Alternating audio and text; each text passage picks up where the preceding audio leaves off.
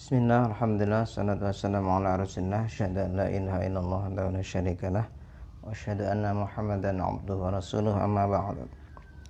Baik, pagi hari ini kita kembali melanjutkan pembacaan buku Fiqih Dakwah Bapak Dr. Muhammad Nasir. Di sesi yang ke-45 ini kita sampai pada halaman 170, masih tentang persiapan seorang dai. Yang kedua adalah persiapan ilmiah, dan di antara persiapan ilmiah itu adalah tafaqquh fid din dan tafaqquh finnas. Pak Nasir menuliskan di halaman 170, tatkala Rasulullah SAW hendak melepas Mu'az yang akan berangkat ke Yaman untuk menjadi gubernur, terlebih dulu beliau peringatkan bahwa yang akan dihadapinya di sana terutama adalah ahli kitab, umat Nasrani. Kemudian beliau berpesan, serulah mereka supaya mereka naik saksi bahwa tidak ada Tuhan melainkan Allah dan bahwa aku adalah Rasulullah. Bila mereka sudah mentaati itu, beritahulah mereka bahwa sesungguhnya Allah telah mewajibkan atas mereka sholat 5 kali sehari semalam. Dan bila itu telah mereka taati, beritahulah mereka bahwa Allah telah mewajibkan atas mereka sedekah, mengeluarkan zakat dari harta mereka, yakni diambil dari yang kaya di antara mereka dan diserahkan kepada yang miskin di antara mereka. Hadis sahih riwayat Al-Bukhari. Bukankah sesuai benar susunan pesan Rasulullah SAW kepada Mu'az ini dengan apa yang sekarang disebut ketentuan-ketentuan di bidang didaktik atau tarbiyah, ya, berdasarkan pengetahuan tentang kemampuan jiwa manusia untuk menerima dan mencernakan tiap-tiap sesuatu yang baru,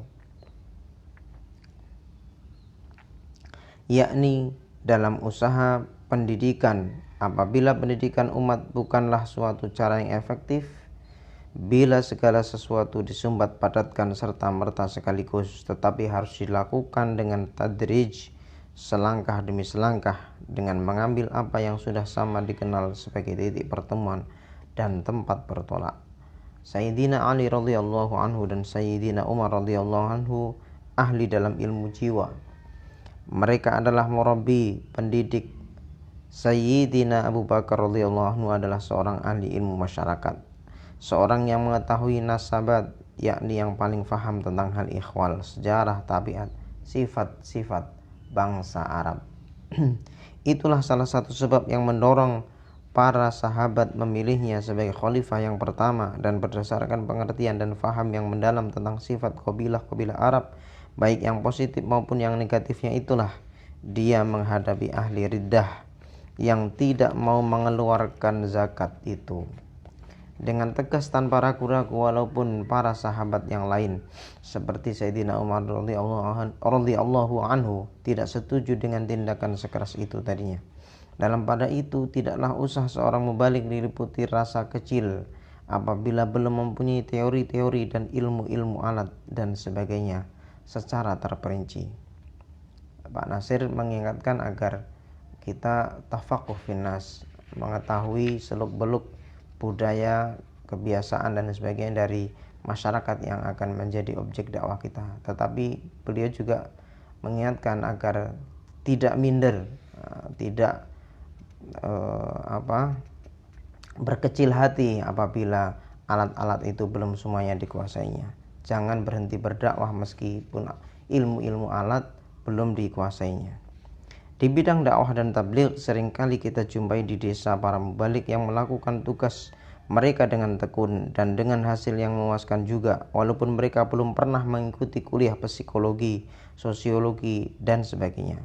Berkat pergaulan yang rapat dan mesra dengan masyarakat, dan berkat mata hati kita mereka yang tajam, mereka lambat laun memiliki saripati dan ilmu-ilmu tersebut dalam arti praktis. Sekurang-kurangnya mereka memahami susunan masyarakat dalam lingkungan yang terbatas, asal-usulnya, bahasanya, adat istiadatnya, kegemarannya dan pantang-pantangannya, sifat-sifat yang baik dan yang tidak baik dan sebagainya, sehingga mereka dapat merencanakan atau mengetahui secara intuitif bagaimana dan dari pintu mana dia harus memasuki alam pikiran dan perasaan masyarakat dan perasaan masyarakat semacam itu. Ibarat setengah seniman musik, mereka itu mahir juga memainkan instrumen mereka tanpa dapat membaca not bulk, ya. Sudah tentu mereka akan lebih berhasil dan jangkauan dakwah mereka akan lebih meluas apabila bakat mereka yang sudah ada itu diperkembangkan dengan ilmu-ilmu secara lebih sistematis. Untuk ini tidaklah usah mereka berjalan berbulan-bulan mengharungi lautan dan padang pasir dari pusat ilmu yang satu kepada yang lain, sebagaimana yang dilakukan oleh para ulama di zaman dahulu itu. Pokok pertama, kemauan belajar. Kedua, menguasai salah satu dari bahasa-bahasa asing seperti bahasa Inggris walaupun secara pasif. Dengan itu dapatlah dia membuka pintu gudang ilmu-ilmu tersebut yang sekarang sudah banyak tersedia di pasar buku dan perpustakaan. Ini semua tidaklah berarti bahwa seseorang hanya boleh melakukan dakwah apabila ia sudah mempunyai suatu ijazah yang tertentu. Amanat Rasulullah SAW berbunyi, "Ballighu anni walau ayah."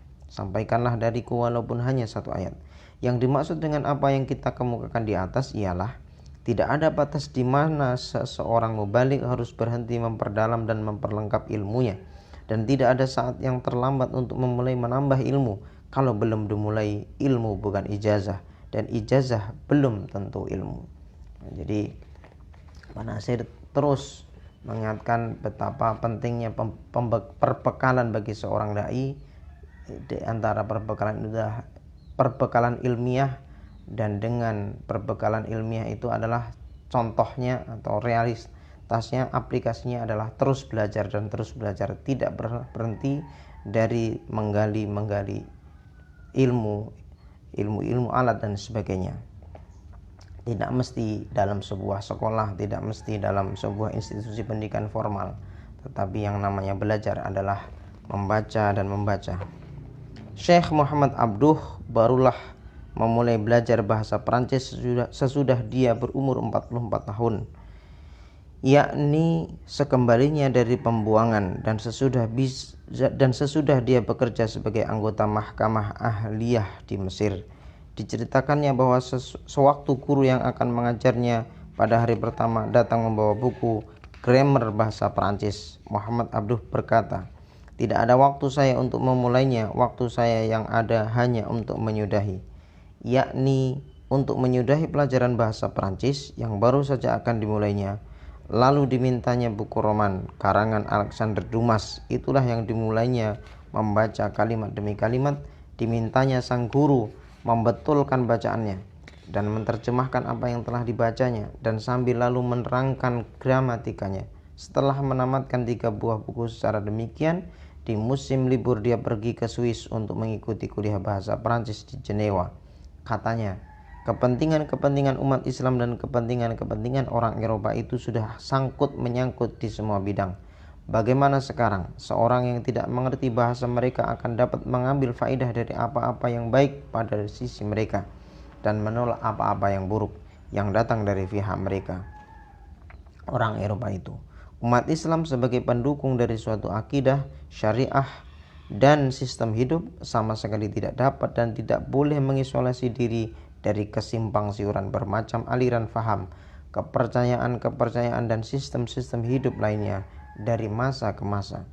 Dia akan selalu dikonfrontasikan oleh dan selalu harus mengkonfrontasikan diri terhadap berbagai faham dari luar, di samping dia menghadapi perkembangan-perkembangan dalam lingkungan umat Islam sendiri. Di medan konfrontasi, berhenti berarti mundur, lengah berarti kalah. Seseorang mubaligh harus tampil dengan hujah yang menundukkan akal dan dengan daya panggil yang menghimbau rasa. Untuk inilah dia harus tafaquh fid din dan tafaquh fid dunya al-mutatawwirah, memahamkan dunia yang terus beredar ini agar dapat memperkembangkan apa-apa yang ma'ruf di dalamnya dan memberantas apa-apa yang mungkar daripadanya. Akan tetapi apabila dia sudah merasa puas bila sudah bertindak sebagai seorang hakim, asyik menjatuhkan vonis kiri kanan di samping berlaku seperti seorang jaksa,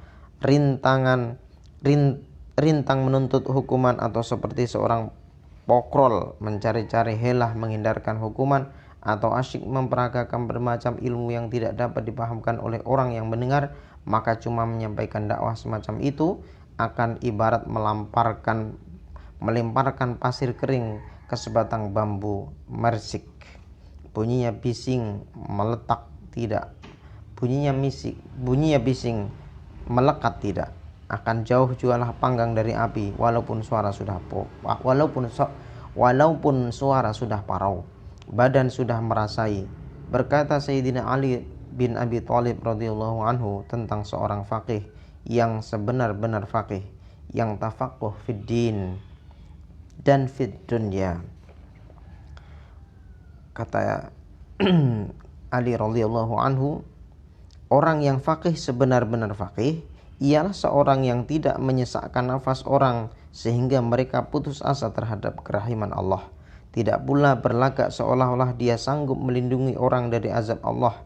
Tidak pula pura-pura tak tahu dan bermanis-manis mulut memberi kesempatan untuk mendurhakai Allah. Dan tidak pula menyampingkan Quran lantaran lebih tertarik kepada yang lain daripadanya. Sesungguhnya tidak ada manfaat sesuatu ibadah tanpa mengetahui apa yang disembah. Tidak ada faedah suatu ilmu tanpa memahami isinya. Tidak ada kebaikan sesuatu pembacaan tanpa merenungkan apa yang terkandung di dalamnya. Hilyatul Auliya halaman 73, juz 1 halaman 73. Tidak ada bagi seorang mubaligh suatu batas di mana dia harus berhenti memperlengkap ilmu-ilmu alat dan mempertinggi mutu tekniknya. Kalau dia tidak mau ketinggalan kereta api, kalau dia tidak mau tercecer oleh para juru dakwah agama-agama lain dan aliran-aliran faham lain, ataupun ditinggalkan oleh umat yang sedang dipanggilnya itu sendiri. Sekali lagi di ujung tulisan Bapak Muhammad Nasir tentang persiapan seorang dai, yakni persiapan ilmiah yang secara umum terdiri dari dua, yakni tafaqquh fiddin dan tafaqquh finnas. Beliau menekankan agar setiap dai tidak berhenti belajar. Setiap dai terus harus mengembangkan diri, membaca dan membaca, sehingga dia tidak ditinggalkan oleh umat, atau bahkan dia tidak tertinggal dari agama, dari pendakwah-pendakwah atau misionaris-misionaris dari agama lain, sehingga dakwahnya tetap terus berjalan karena dia terus menambah ilmu-ilmu, baik ilmu alat maupun ilmu isi terhadap risalah yang dibawa oleh Rasulullah sallallahu alaihi wasallam. Barakallahu fikum.